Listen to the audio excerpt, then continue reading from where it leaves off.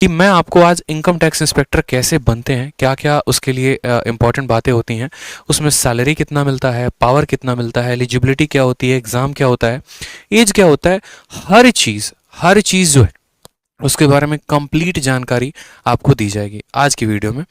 तो उसके पहले मैं चाहूँगा कि आप इस वीडियो को ज़्यादा से ज़्यादा लोगों तक शेयर कर दें अपनी ईमानदारी से। इसलिए शेयर कर दें ताकि जितने भी बच्चे हैं जो वंचित हैं, जो इसके बारे में नहीं जानते हैं, वो इसके बारे में जानें, उनके मन में एक छोटी सी अलख पैदा हो, ठीक है, कि वो जो है एक तरीके से तैयारी कर सके। हर कोई जो है इस समय बीमार है, परेशान है, दुखी है, लेकिन एक छोटा सा कोई ऐसा वीडियो मेरा उनके पास पहुंच जाए जिसकी वजह से उनके जीवन में एक माध्यम मिले, मोटिवेशन मिले और वो अपने लाइफ में तैयारी करके आगे बढ़े। ठीक है, तो आप इस कारण से मेरी वीडियो को शेयर करो, ना कि इस कारण से कि मुझे आप प्रमोट कर रहे हो। ठीक है, ये बहुत क्लियर होना चाहिए। अगर आपको वैल्यू मिल रही है तो आप दूसरों को भी वैल्यू पहुंचाने की कोशिश करो। मुझे यहाँ पर चिल्लाना नहीं आता, मुझे यहाँ पर रोना नहीं आता, मुझे बोलना नहीं आता। जो बात होती है मुद्दे की, बस मैं वो बोलता हूँ। अगर आपको अच्छा लगता है तो आप शेयर करिए हर जगह पे, ताकि सभी का भला हो सके। तो सबसे पहले बात करते हैं यहाँ पर मोस्ट लुक्रेटिव पोस्ट इन एसएससी सीजीएल कौन सा है। आप जैसे कि पीछे पैसे का बैकग्राउंड देख रहे हैं। इनकम टैक्स सुनते ही हमारे मन में जो है स्पेशल इस तरीके से पूरी भावनात्मक चित्र बन जाती है कि भैया इनकम टैक्स है यानी पैसा होगा। ठीक है, इनकम टैक्स से यानी क्या हो गया, पैसा हो गया। स्पेशली अगर हम बात करें यहाँ पर बिहार में और यूपी में, तो बिहार और यूपी में यही आइडियोलॉजी होती है। अगर आप किसी को बोलेंगे कि हम विदेश मंत्रालय यानी एमईए में हैं, तो वो आपकी शायद बात को उस तरीके से ना समझ पाए। लेकिन चूंकि अगर आप बोलते हैं भैया हम इनकम टैक्स में है, तो बस इनकम टैक्स सुनते ही अपने आप में ये शब्द काफी होता है। वो आगे ये नहीं पूछते कि तुम इनकम टैक्स इंस्पेक्टर हो या तुम टैक्स असिस्टेंट हो। इनकम टैक्स क्या हो, मतलब पैसा छाप रहा है, जरूर छाप रहा है। गाड़ी वाड़ी होगा, बंगला होगा, अकाउंट में बैलेंस होगा, लाखों करोड़ों रुपए होंगे, ये माइंड में ऐसा चित्र बन जाता है। क्यों? क्योंकि आप देख रहे हैं कि यहाँ पर ये भाई साहब जो है पूरा का पूरा नोटों का गड्ढी गिन रहे हैं। इनकम टैक्स का कुछ प्रोफाइल ही ऐसा होता है। एक एक बात को हम समझेंगे इस स्लाइड के माध्यम से। जैसे सबसे पहले बात, इनकम टैक्स है क्या। तो इनकम टैक्स एक डिपार्टमेंट है। उसमें क्या पोस्ट आपको मिलेगा सीजीएल के माध्यम से, तो आपको इनकम टैक्स इंस्पेक्टर बनने का मिलेगा। क्लैरिटी रख लेना, इनकम टैक्स इंस्पेक्टर अलग होता है, इनकम टैक्स ऑफिसर अलग होता है। आप अगर इनकम टैक्स डिपार्टमेंट में जाना चाहते हैं तो आप दो जगह से जा सकते हैं। सबसे पहले एसएससी सीजीएल का पेपर देके, और दूसरा हो गया यूपीएससी का पेपर देके। अगर आप एसएससी सीजीएल का पेपर देंगे तो आपको कौन सा पोस्ट मिलेगा, और अगर आप यूपीएससी का पेपर देंगे तो आपको कौन सा पोस्ट मिलेगा, वो मैं आगे चल के आपको बताऊंगा कि आपकी ज्वाइनिंग एसएससी से कहां पर लगेगी और यूपीएससी से आपकी ज्वाइनिंग कहां पर लगने वाली है। इसके अलावा वीडियो में दूसरे नंबर पर बात करेंगे तो पावर के बारे में बात करेंगे कि आपको कितना पावर दिया जाएगा, आपको रिपोर्ट किसको करना है, आप कहां पर रेड लगा सकते हो और आपको क्या क्या काम होगा। थर्ड नंबर पर बात करते हैं एलिजिबिलिटी की, कि अगर आप इनकम टैक्स इंस्पेक्टर बनना चाहते हैं तो आपकी एलिजिबिलिटी क्या है। ठीक है, ग्रेजुएट होना जरूरी है या 12th पास होना जरूरी है, हर उस बात को समझेंगे। वर्क प्रोफाइल के बारे में सबसे ज्यादा चर्चा होती है कि जैसे कि मैंने कहा, इनकम टैक्स सुनते ही माइंड में चित्र क्या बन जाता है, माइंड में चित्र ये बन जाता है कि अरे भैया ठीक है, इनकम टैक्स का होगा मतलब पैसा पैसा पैसा, रेड मारना है। लेकिन सारे काम रेड मारने वाले नहीं होते हैं। ठीक है, बहुत ऐसे काम होते हैं जो इनकम टैक्स डिपार्टमेंट में अलग तरीके से भी करना होता है, वो हम यहाँ के वर्क प्रोफाइल में भी समझेंगे। उसके अलावा बात करते हैं ट्रेनिंग की, और जो लास्ट है सबसे इंपॉर्टेंट है वो है सैलरी। सभी पॉइंट्स के बारे में जानेंगे। तो सबसे पहले जान लीजिए कि अगर आपको इनकम टैक्स डिपार्टमेंट में जाना है, देश की सेवा करनी है, तो आप इन दो दिए गए परीक्षाओं से जा सकते हैं। जिसमें सबसे पहला आता है एसएससी सीजीएल। मैं एसएससी की बात नहीं कर रहा, एसएससी सीजीएल की बात कर रहा हूं। यानी जो बच्चे जो ग्रेजुएट हैं, कंबाइंड ग्रेजुएट लेवल पर हैं, वो एसएससी सीजीएल के पेपर को निकालकर इनकम टैक्स डिपार्टमेंट में चयनित हो सकते हैं।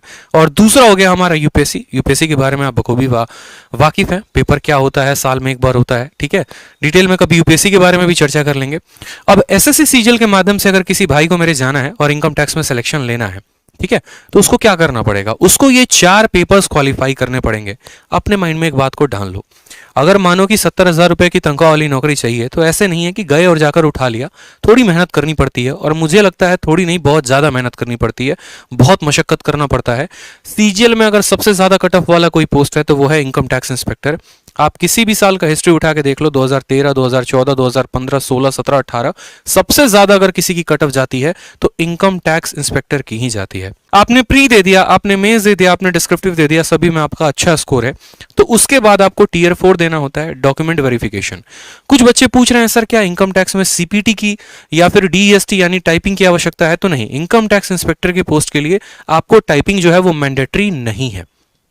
किसी भी तरीके से टाइपिंग की कोई आवश्यकता नहीं है। टैक्स असिस्टेंट के लिए जरूरी है, लेकिन इनकम टैक्स इंस्पेक्टर के लिए जरूरी नहीं है। मतलब आप प्री दो, आप मेंस दो, डिस्क्रिप्टिव दो, सभी में हाई स्कोर लेके चलो, शुरू से बहुत ज्यादा नंबर का जो है वो लीड लेके चलो, और उसके बाद जो है आप यहां पर बढ़िया तरीके से इनकम टैक्स के लिए चयनित हो सकते हो। और लास्ट स्टेज होता है डॉक्यूमेंट वेरिफिकेशन, जहां पर आपको जाकर डॉक्यूमेंट वेरीफाई एसएससी के ऑफिस में करवाना पड़ता है। इसमें कुछ बच्चों के डाउट होते हैं कि सर क्या इंटरव्यू होता है? तो नहीं भाई, इंटरव्यू नहीं होता। मोदी गवर्नमेंट जब से आई, बीजेपी गवर्नमेंट जब से आई, उसके बाद इन्होंने इंटरव्यू पोस्ट हटा दिया, क्योंकि इनकम टैक्स ग्रुप सी में आता है, ग्रुप बी में भी नहीं आता। इस बात को ध्यान रखेंगे, income tax inspector group C post है, और ग्रुप सी पोस्ट और ग्रुप बी पोस्ट के सभी से इंटरव्यू हटा दिए गए हैं। पहले क्या था कि ग्रुप बी में भी, ग्रुप सी में, सब जगह इंटरव्यू थे, लेकिन जब से मोदी गवर्नमेंट आई, उन्होंने कहा कि भैया कौन सी नौकरी दे रहे हो? अगर इनकम टैक्स इंस्पेक्टर की दे रहे हो तो इसमें इंटरव्यू की क्या जरूरत है? फालतू की घोटाले होंगे, धांधलेबाजी होंगे, उससे बढ़िया है इंटरव्यू को हटाओ। और इंटरव्यू को हटाने के बाद वो डिस्क्रिप्टिव का चयन लेकर आए कि बच्चा अगर एक अच्छा ढंग से एसएस लिखना जानता है, एक लेटर लिखना जानता है, तो जो 100 नंबर तुम इंटरव्यू में देते हो उससे बढ़िया 100 नंबर का पेपर करवा दो, बच्चा इसमें खुश हो जाएगा। जिस तरीके से जिसने नंबर लिखा होगा, पेपर लिखा होगा, वो आराम से जो है उसको नंबर दो। कल के दिन उसको लगता है कि नहीं यार मेरे नंबर कम आए, ज्यादा आए, तो कम से कम आरटीआई डालकर अपनी कॉपी तो मंगा सकता है। उसके बाद बात करते हैं फिजिकल टेस्ट के बारे में। जैसे कि एक्साइज इंस्पेक्टर में फिजिकल टेस्ट होता है, अदर डिपार्टमेंट में, इनकम टैक्स में कोई भी फिजिकल टेस्ट नहीं होता। ना कहीं भागना है, ना कहीं जाना है, ना कहीं दौड़ना है, कुछ भी नहीं है, कोई फिजिकल टेस्ट नहीं होता है। टाइपिंग की टेस्ट होती है क्या सर? नहीं सर, कोई टाइपिंग की टेस्ट नहीं होती है। सीएसएस का पोस्ट है, उसमें टाइपिंग चाहिए होता है, विदेश मंत्रालय के पोस्ट के लिए टाइपिंग चाहिए होता है, लेकिन इनकम टैक्स इंस्पेक्टर बनने के लिए कोई भी टाइपिंग नहीं चाहिए होती। मतलब आपको सभी चीजों से मुक्ति है, बस काम इतना करना है कि हर पेपर में उच्चतम स्कोर लेके चलना है ताकि आप चयनित हो पाए। उसके बाद बात करते हैं पावर कितना है। तो आप रूबरू हैं इस पोस्ट से, इसमें खतरनाक पावर होता है, ठीक है। बहुत बढ़िया तरीके से आपको अच्छे अच्छे लेवल से दोस्ती होती है। जैसे मानो जिस दिन आपका इनकम टैक्स का रिजल्ट आएगा तो उसी दिन आपका एक ऑटोमेटिक व्हाट्सएप ग्रुप क्रिएट हो जाएगा, ठीक है। उस व्हाट्सएप ग्रुप में भारत में जितने भी उस साल के इनकम टैक्स इंस्पेक्टर सेलेक्टेड है वो सभी के सभी जुड़ जाएंगे। कोई कोलकाता में किसी की पोस्टिंग होगी, किसी की मुंबई में होगी, किसी की कहीं और पर, किसी अलग अलग देशों में होगा। एक तरीके से चंद पल भर के पहले, रिजल्ट आने के पहले आपके कोई दोस्त नहीं थे, और रिजल्ट आने के बाद पूरे इंडिया में सभी इनकम टैक्स इंस्पेक्टर्स जो है वो आपके फ्रेंड हो जाएंगे। जब आप डिपार्टमेंट में काम करना शुरू करेंगे तो आप सीधा रिपोर्ट करते हैं कमिश्नर को। इनकम टैक्स कमिश्नर ही डायरेक्ट आपके ट्रेनिंग में आते हैं, तो वहां से भी आपकी पहुंच जो है बहुत अच्छे अच्छे लेवल पर शुरू हो जाएगी। किसी भी डिपार्टमेंट में आपकी बहुत अच्छे तरीके से एक्सेस हो जाते हैं। कुछ पल पहले यूं समझ लो कि अगर पेपर पर भी साइन करवाना पड़ता था तो लाइन में लगे होते थे, जाकर लोगों से पूछना होता था, बात करनी होती थी, 10 घूस कहानी देनी पड़ती थी। लेकिन चंद दिनों के अंदर आप पूरे भारत में छा जाएंगे, आपकी पकड़ हर जगह पर होगी, ठीक है। यहां तक कि अगर आपके पड़ोसी को भी पता और वो करोड़पति है और उसको पता है कि इनकम टैक्स में है, तो वो भी थोड़ा संभल कर चलेगा कि भैया कहीं अगला हम पे रेड ना मरवा दे, ठीक है। इस बात से भी लोग बहुत ज्यादा डरते हैं। आपका जो नाम का आईडी कार्ड ही है ना, वो पूरे भारत में काफी है। कहीं पर भी आपकी पहचान को कराने के लिए आपको कुछ नहीं दिखाना, बस आयकर विभाग लिखा अपने आप में शब्द आज के समय में काफी है। क्योंकि आज के समय में टैक्स की चोरी हो गई, पैसे की चोरी हो गई, हर कोई करता है। सरकार से पैसे बचाने की हर किसी की नियत होती है, इस वजह से वो सबसे ज्यादा डरते हैं। ईमानदार आदमी कभी नहीं डरता, इस बात को ध्यान रखो, ठीक है। बात करते हैं पैसे के बारे में। तो बिल्कुल दो सोर्स ऑफ इनकम है, एक तो डायरेक्ट जो आपको गवर्नमेंट देती है, हर महीने अच्छे खासे पैसे आ जाते हैं सैलरी के रूप में, और दूसरा जो इनडायरेक्ट है, जो मैं यहाँ डायरेक्टली नहीं बोल सकता बट आप समझ सकते हैं। इनडायरेक्ट माध्यम से किस तरीके से, पुरानी प्रथा है, चलते आ रही है, ठीक है। करप्शन जो है वो एक पार्ट है, तो उस करप्शन के कहीं ना कहीं आप भी भागीदार होंगे अगर आप भी इनकम टैक्स में ऊपरवार लेंगे तो। खैर मैं ये नहीं बोलूंगा आपको लेना सही है या गलत है, वो आपकी चॉइस है। जैसे डॉरी सिस्टम में दहेज प्रथा है, वो आपकी चॉइस होती है कि आप लेते हैं नहीं लेते हैं, उसमें मेरा कोई कमेंट नहीं रहेगा। लेकिन हाँ, पैसे बहुत हैं। अगर आप चाहो तो आप एक दिन में भी, जैसे मेरा एक दोस्त है, खुद है, स्टूडेंट भी है, उसने बताया कि सर हमारा 2018 से वो सिलेक्टेड है। जब वो गए पहले दिन तो उनको ट्रेनिंग में ये बोला गया, उनके जो कमिश्नर है उन्होंने आके ये बात कही कि देखो भैया बात ऐसी है कि तुम्हारे ऐसे भी दिन आएंगे जिस दिन तुम्हें पहले ही दिन इतनी पैसे ऑफर कर दिए जाएंगे जितने तुम्हारे पूरे 1 महीने की सैलरी है, तो अभी थोड़ा संभल कर चलना, 2-3 महीने बाद जो है अपना देख लेना। यानी अपना देख लेना कहने का मतलब क्या हो गया कि मेरा दोस्त ये बोल रहा था कि वो कहना क्या चाह रहे हैं, कहना क्या ये चाह रहे हैं कि मतलब तुम्हें लेना है, या कहना ये चाह रहे हैं तुम्हें नहीं लेना है। तो ऐसा नहीं है, वो आपके ऊपर डिपेंड होता है। बट हाँ, पैसे हैं, अच्छे खासे पैसे हैं, पावर भी है, पैसा भी है, और सोशल स्टेटस समाज में बहुत ज्यादा है। अगर आप एसएससी सीजीएल में किसी भी पोस्ट में अगर आप लग रहे होते हैं तो सबसे ज्यादा पावरफुल जो पोस्ट है वो इनकम टैक्स की ही है, और उसके बाद दूसरा विदेश मंत्रालय है। ठीक है।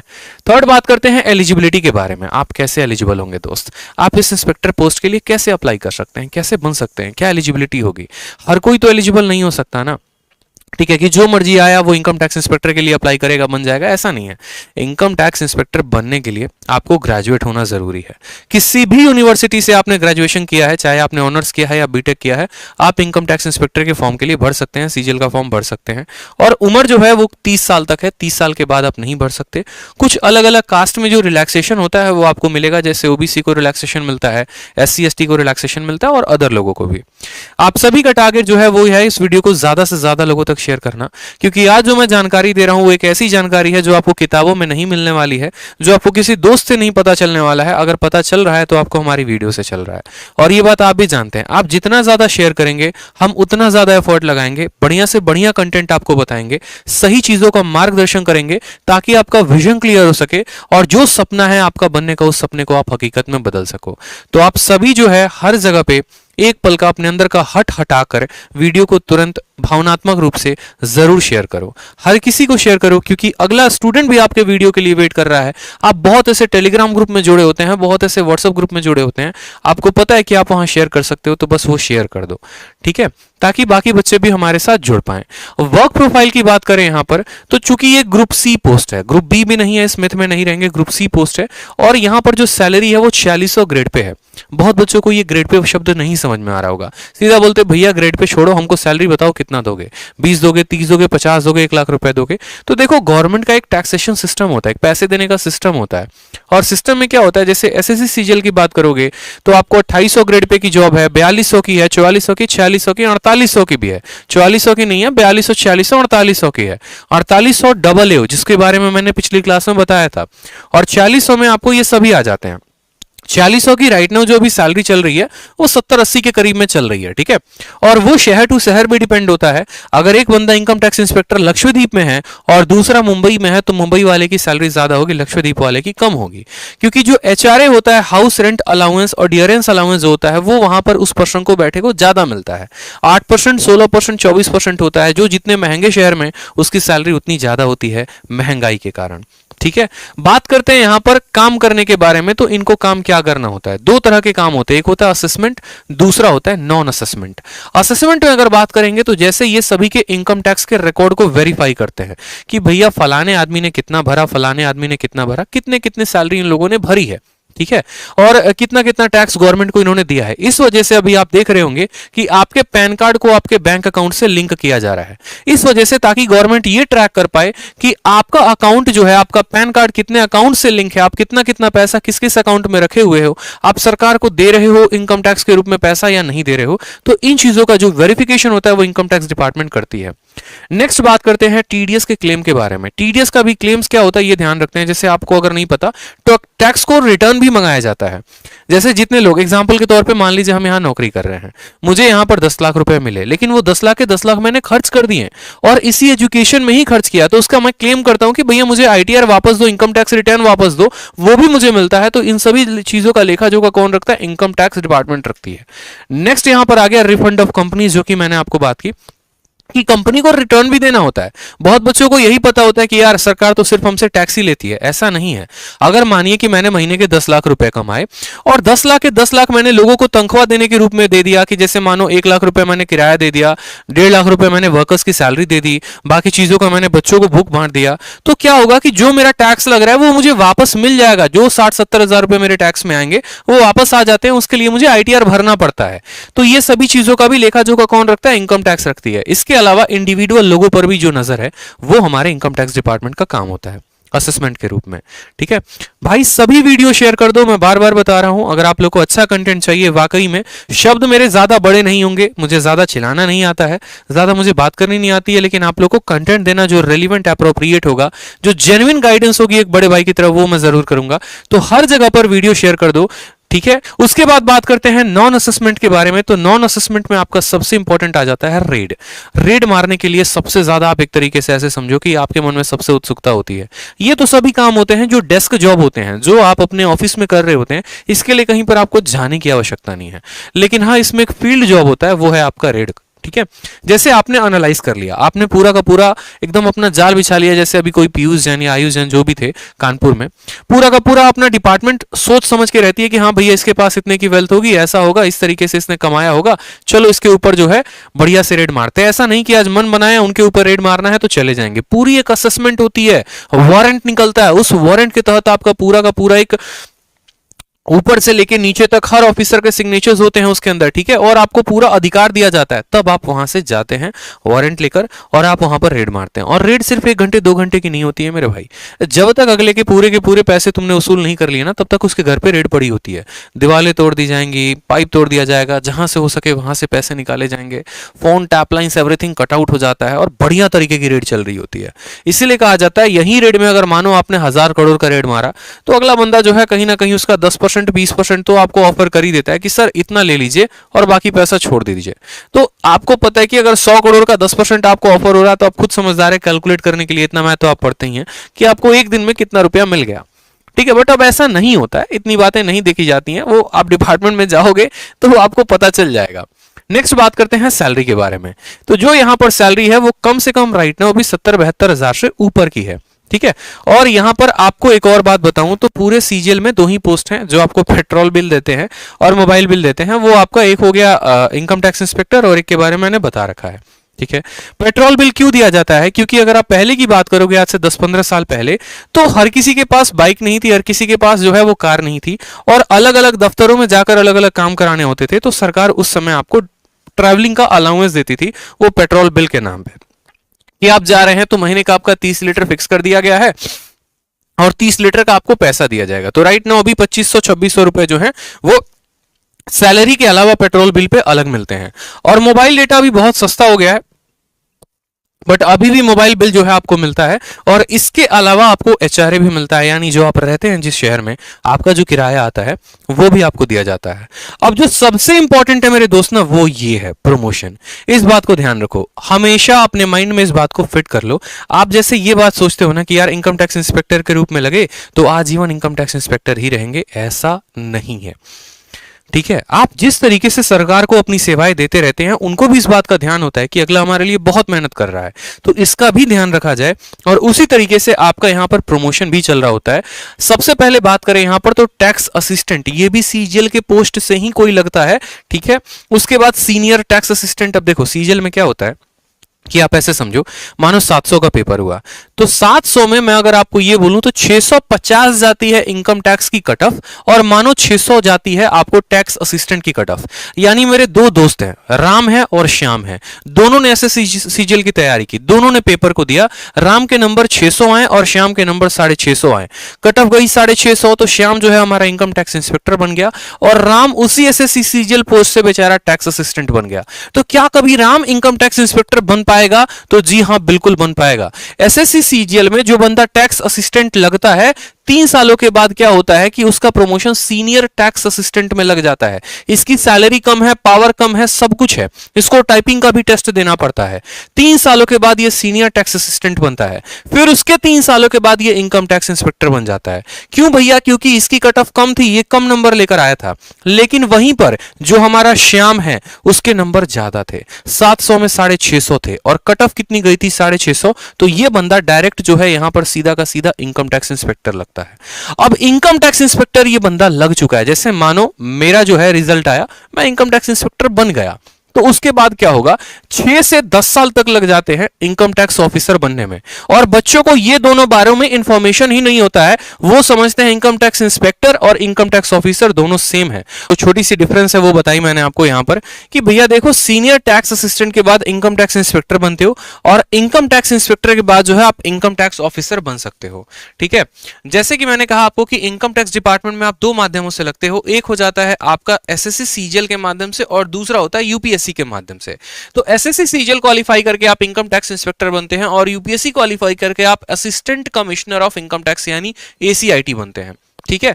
तो आप यहां से लेकर यहां तक, आपको अगर मानो कि आज आप यूपीएससी का पेपर देते हो, आपका नहीं निकलता है, तो भी कोई दिक्कत की बात नहीं है। आप 10 से 12 साल के अंदर, यहां पर कम से कम 12 से 14 साल के अंदर आपका प्रमोशन होकर यूपीएससी कैडर में आप चले आओगे। फिर डिप्यूटी कमिश्नर के बाद आप ज्वाइंट कमिश्नर बनते हो, और ज्वाइंट कमिश्नर के बाद आप एडिशनल कमिश्नर बनते हो। लास्ट प्रमोशन तक जाते जाते बहुत ऐसे कम लोग होते हैं जो एडिशनल कमिश्नर बन पाते हैं। ये वहीं बन पाएंगे जिन्होंने 20 या 21 साल की उम्र में ज्वाइन किया हुआ है।